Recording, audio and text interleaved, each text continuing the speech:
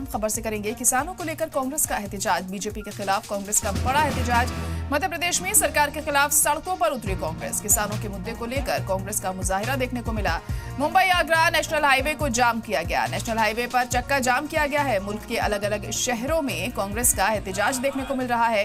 कांग्रेस के कई बड़े लीडरान एहतजाज में शामिल हुए। गेहूं खरीदी, बिजली, पानी, खाद को लेकर यह आंदोलन किया जा रहा है, तो किसानों में खासी नाराजगी है और इसी को लेकर यह एहतजाज हो रहा है।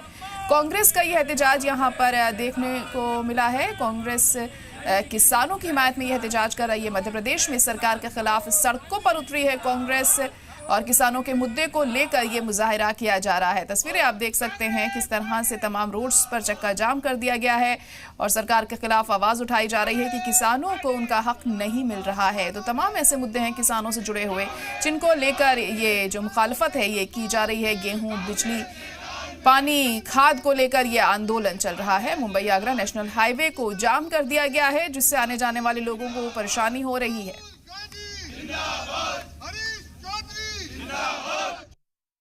आज किसानों के समर्थन में कांग्रेस पार्टी मध्य प्रदेश के पूरे आगरा बॉम्बे जो रोड है उसका 11 स्थानों पर घेराव कर रही है और ये जो पूरे 650 किलोमीटर का जो रोड है इसमें 11 स्थानों पर कर रहे हैं।